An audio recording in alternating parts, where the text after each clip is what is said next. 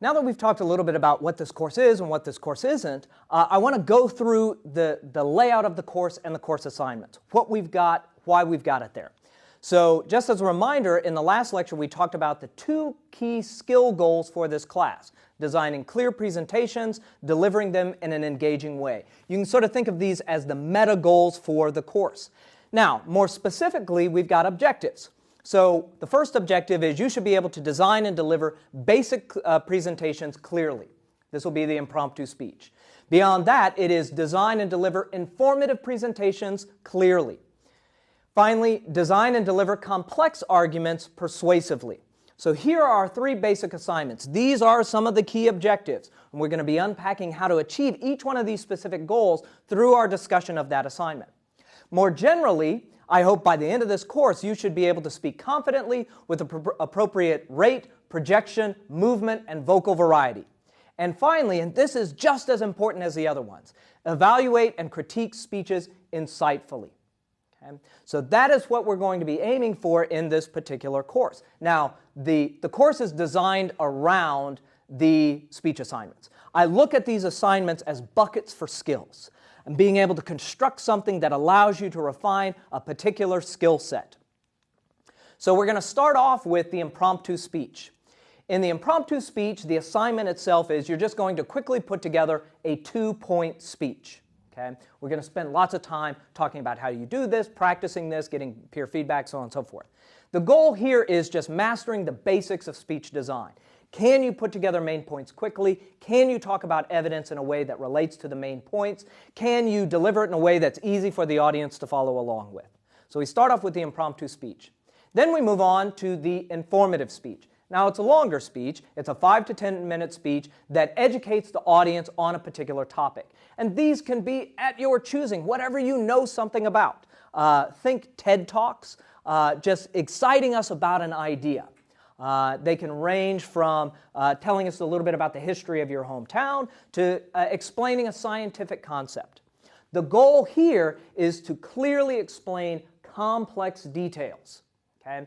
Being able to really get into detail, but also at the same time dial it back out so the audience never loses your meaning. And then finally, we're going to be talking about the persuasive speech. Now, the persuasive speech is another 5 to 10 minute speech that aims to shift audience opinion or raise awareness about a topic. Okay? So, an awareness-raising campaign type speech. These can be from increasing awareness around online issues to increasing awareness about childhood obesity. That's a particularly American topic. So the goals here are motivating the audience through clear argument. We're going to spend a lot of time thinking about how you construct an argument that gets people interested and explains to them the nature of the problem.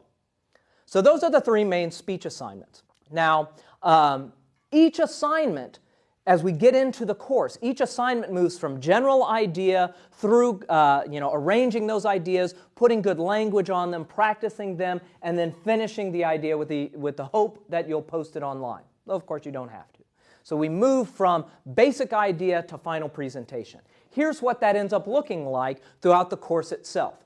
So here we are up in week 1. In week 1, it's just the overview. Here's where we are, where we're going, and why understanding the differences between speaking and writing are so important. That's what we're doing in week 1. Week 2, we start in it on the impromptu speech. And you'll see here, week 2, we prepare the impromptu speech. So we're going to be working on how to pull together the main points, how to talk through the evidence, how to do the speech. And then week 3, delivering the impromptu speech. That's a basic formula we're going to follow for the entire course. Then we move on to the informative speech. We've got a week just talking about basics, helping you figure out what you're going to be talking about, identifying the goals for that particular presentation.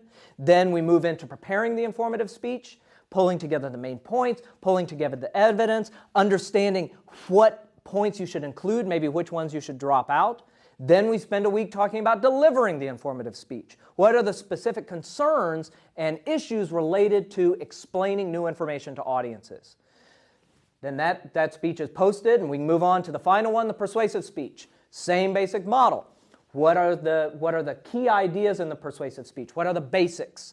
What are the topics that you're going to engage in? What are the goals for that persuasive speech? What can you hope to have the audience actually do? Then we'll move into preparing it, pulling together those arguments, pulling together that evidence, and then delivering it. What are the concerns when you're talking about an idea that maybe an audience member may not agree with at the outset? How can you perform your credibility in a way that invites agreement rather than disagreement? And then we've got a last week where we can sort of explore all these speeches, again, within the context of the class, and talk about what works for you, what works in different cultures, so on and so forth. But this is the format for the course, okay? We build up to each speech. And these are laid out in a specific order as well.